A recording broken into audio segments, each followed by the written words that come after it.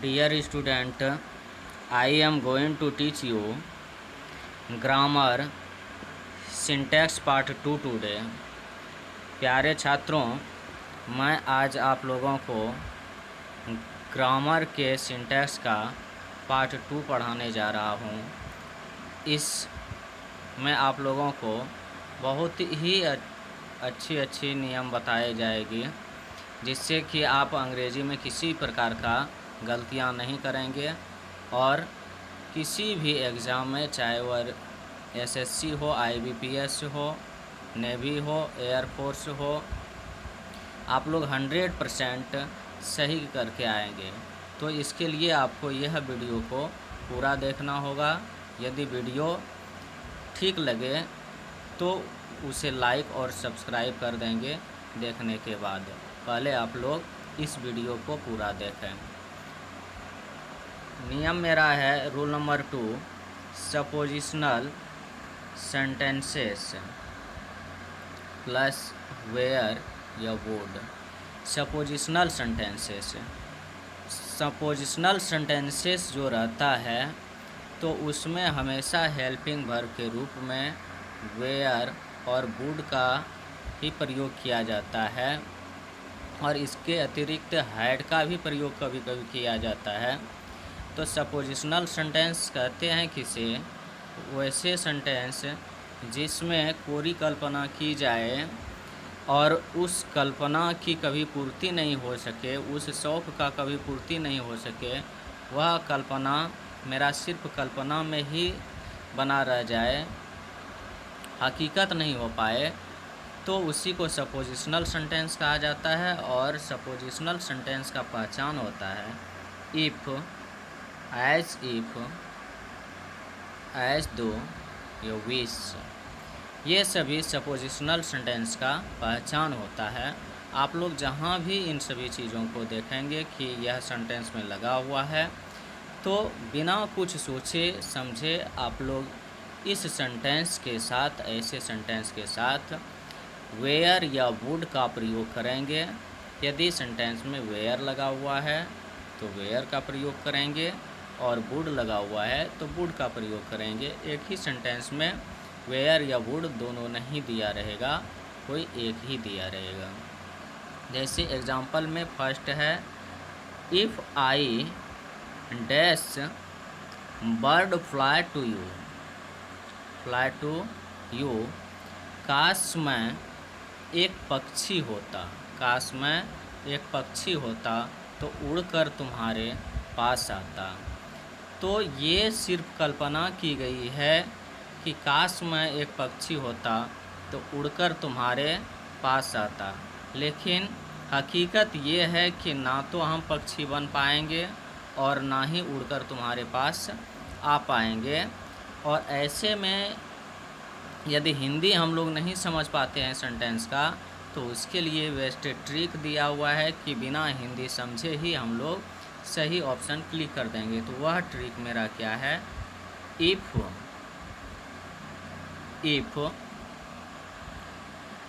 As if, as दो या wish, ये सभी जिसमें लगा हुआ रहता है तो वह सपोजिशनल सेंटेंस का पहचान होता है, और उसके साथ हमेशा ही वेयर या वुड का प्रयोग किया जाता है। तो यहाँ हम लोग देख रहे हैं कि इफ़ लगा हुआ है, तो इसका मतलब यह सपोजिशनल सेंटेंस है।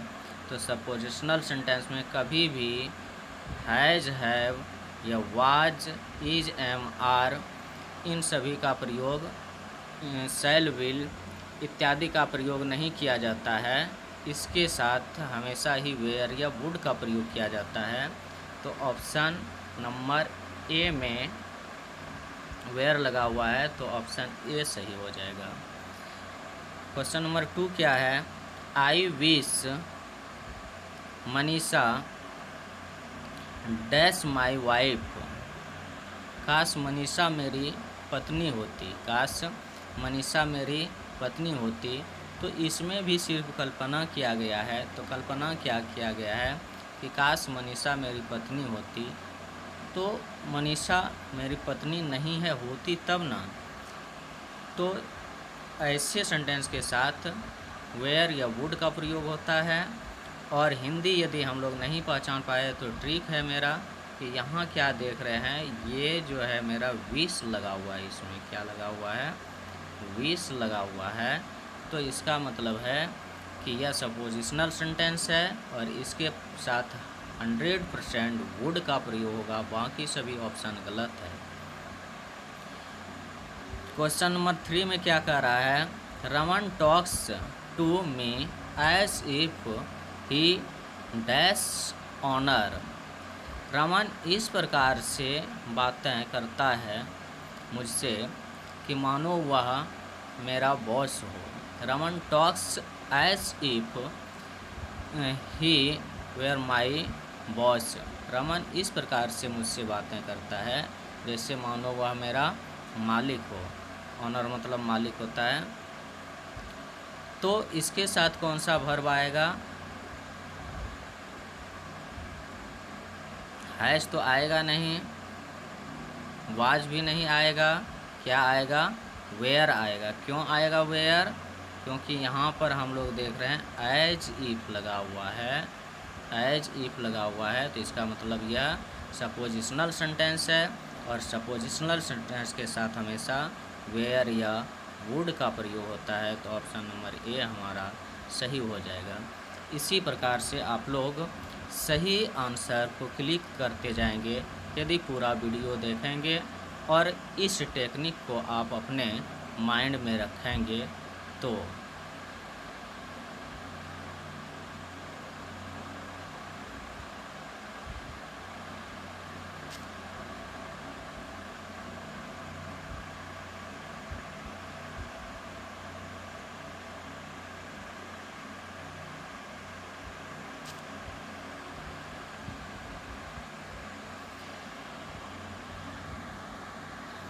और नेक्स्ट रूल में मेरा क्या कहता है, नेक्स्ट रूल में मेरा यहाँ दिया गया है रूल नंबर 3 में। रूल नंबर 3 मेरा क्या कहता है, जहाँ देखें थिंग छाप वहीं लगा दें एस भी आप। जहाँ देखें थिंग छाप वहीं लगा दें एस भी आप। जहाँ देखें थिंग छाप वहीं लगा दें एस भी आप। एस भी आप का मतलब होता है सिंगुलर वर्ब, सिंगुलर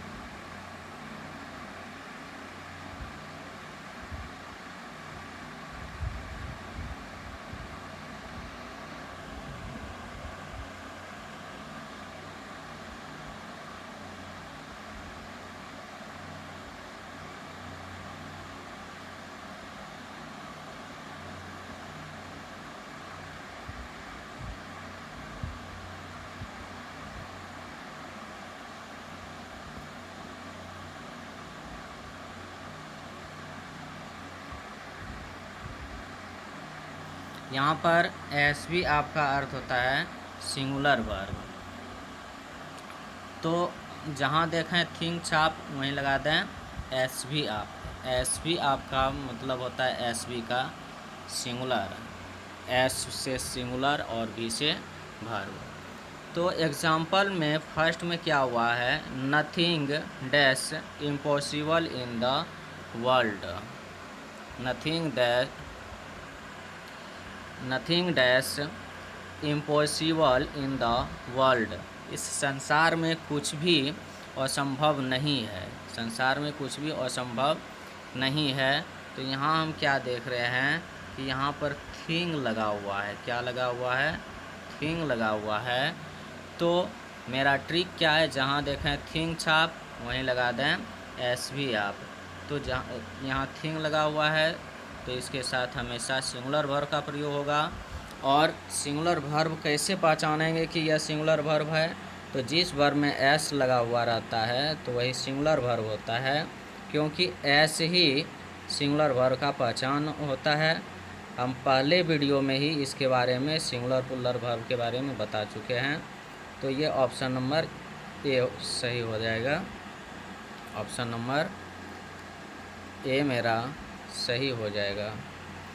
उसके बाद यहाँ क्या कह रहा है क्वेश्चन नंबर 2 में, एवरीथिंग डैश वेटर देयर, वहाँ सभी चीज़ें ठीक था, वहाँ सभी चीज़ें ठीक था। तो यहाँ पर देख रहे हैं थिंग्स आप, तो लगा दें एस बी, आप एस बी वाज हो जाएगा यहाँ पर।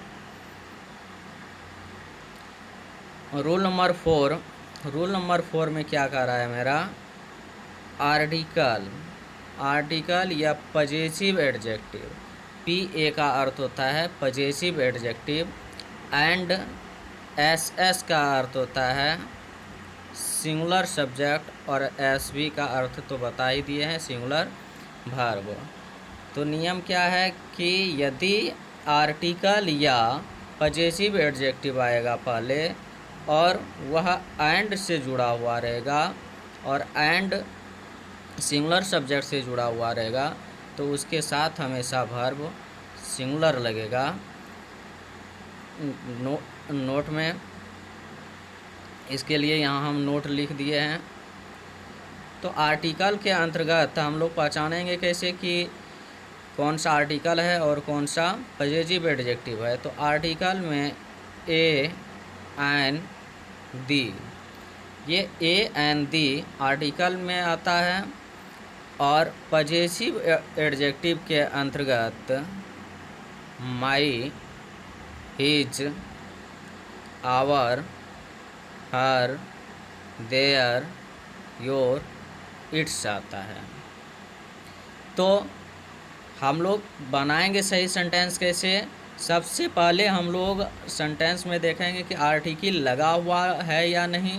यदि आर्टिकल नहीं लगा हुआ है तो उसके बाद देखेंगे कि इसमें पजेसिव एडजेक्टिव लगा हुआ है या नहीं। तो पजेसिव एडजेक्टिव में आ जाता है my, his, our, her, their, your, its, और आर्टिकल के अंदर ए एन दी का प्रयोग किया जाता है। तो हम लोग इसको यदि पहचान लेंगे तो पूरा सेंटेंस का हिंदी जानने की कोई ज़रूरत नहीं है। ऐसे भी हम लोग 100% सही बना करके आएंगे। जैसे एग्जाम्पल 1 में दिया गया है the principal and secretary dash coming. Principal और सेक्रेटरी आ रहे हैं, प्रिंसिपल और सेक्रेटरी आ रहे हैं। तो प्रिंसिपल भी सिंगुलर सब्जेक्ट है और सेक्रेटरी भी सिंगुलर सब्जेक्ट है, लेकिन प्रिंसिपल के पहले यहाँ दी लगा हुआ है, प्रिंसिपल के पहले यहाँ दी लगा हुआ है।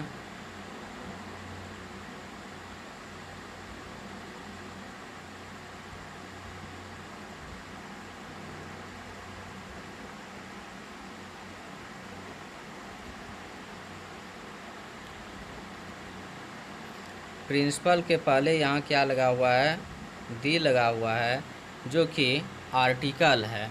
तो पहले में देख लिए आर्टिकल है और एंड से जुड़ा हुआ है, एंड के बाद सिंगुलर सब्जेक्ट है। तो हम लोग बिना कुछ सोचे समझे सिंगुलर वर्ब का प्रयोग कर देंगे, तो क्या हो जाएगा, इज हो जाएगा इसमें। दूसरा में क्या कह रहा है, my uncle and guardian come to see me. मेरे अंकल और अभिभावक मुझसे मिलने आ रहे हैं। तो मेरे अंकल और अभिभावक मुझसे मिलने आए हैं, इसमें क्या देख रहे हैं हम लोग कि यहाँ माई लगा हुआ है। क्या लगा हुआ है, माई लगा हुआ है, माई लगा हुआ है, जो कि माई किस में आता है, पजेसिव एडजेक्टिव में आता है। यहाँ हम लोग देख रहे हैं क्या, माई जो है पजेसिव एडजेक्टिव है, और पजेसिव एडजेक्टिव एंड और सिंगुलर सब्जेक्ट जुड़ा हुआ रहे तो उसके साथ हमेशा वर्ब सिंगुलर लगता है। तो इसके साथ क्या हो जाएगा, हैज हो जाएगा, हैज। ऑप्शन नहीं दिया हुआ है, यहाँ पर हम लिख देते हैं, ऑप्शन देने में मिस्टेकिंग हुआ है।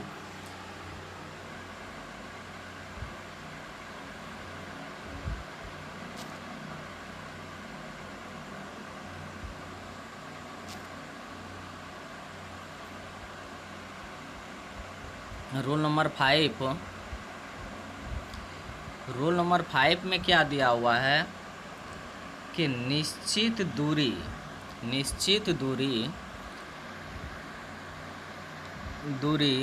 समय, मात्रा, रकम, वजन के साथ एसवी का प्रयोग किया जाता है। एसवी का अर्थ सिंगुलर सब्जेक्ट का प्रयोग किया जाता है। किसके किसके साथ?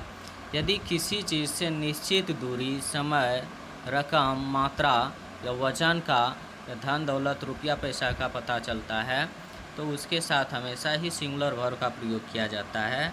जैसे एग्जाम्पल में क्या दिया हुआ है, 40 miles dash a long way. 40 miles dash a long way, तो 40 माइल्स एक बहुत लंबी दूरी होती है। तो 40 माइल्स, 40 यहाँ क्या है? निश्चित संख्या है और माइल्स क्या है? दूरी है। तो यहाँ निश्चित दूरी के रूप में किसका प्रयोग किया जाएगा हमेशा? तो सिंगुलर वर्ब का। तो सिंगुलर वर्ब मेरा कौन सा है? ये है, यहाँ पर ऑप्शन नंबर ए हो जाएगा। सिंगुलर वर्ब मेरा इज है। उसके बाद क्वेश्चन नंबर क्या है 2 में 60% of sugar dash been wasted, यानी 60% चीनी खर्च हो गई। तो 60% चीनी खर्च हो गई। तो यहाँ 60 जो है, 60 निश्चित संख्या का बोध करा रहा है। किसका बोध करा रहा है? निश्चित संख्या का बोध करा रहा है। यानी 60% चीनी क्या हुई? खर्च हो चुकी है, खपत हो चुकी है। तो इसके साथ हमेशा सिंगुलर वर्ब का प्रयोग होगा। तो सिंगुलर वर्ब का प्रयोग हैज के बाद कभी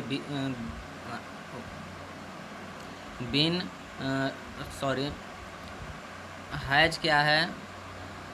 सिंगुलर है, और हैव क्या है? पुल्लर वर्ब है। ये तो होगा नहीं, लेकिन ये दोनों क्या कर रहा है? वाज और हैज दोनों सिंगुलर में है। अब इसमें हम कैसे पता करेंगे कि वाज लगेगा या हैज लगेगा? तो हम लोग 100% जानते हैं कि वाज के बाद, वाज या वेयर के बाद कभी भी बीन का प्रयोग नहीं किया जाता है। वाज या वेयर के बाद कभी भी बीन का प्रयोग नहीं किया जाता है। जब भी बीन का प्रयोग किया जाता है तो हैव, हैज और हैड के बाद ही किया जाता है। हैव यहाँ पर दिया हुआ है, लेकिन ये क्या है? पुल्लर है। तो सिंगुलर वर्ब लगेगा, क्योंकि निश्चित संख्या की बात हो रही है, निश्चित दूरी की बात हो रही है, निश्चित वजन की बात हो रही है। तो ऑप्शन नंबर ए।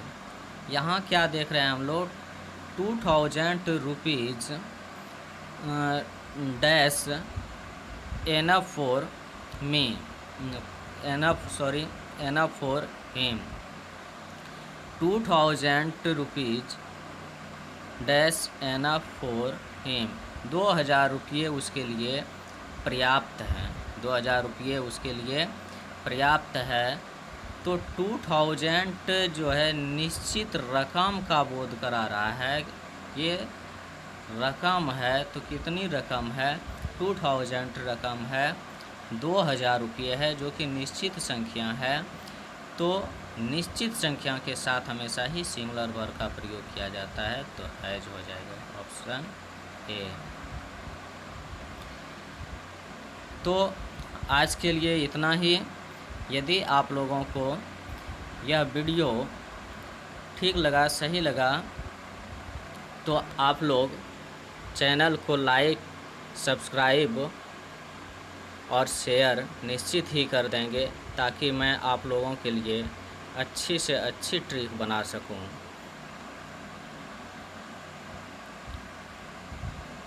और इसके पहले यदि आप मेरा वीडियो नहीं देखे हैं तो आप कृपया उसे YouTube पर जा कर के देख लेंगे।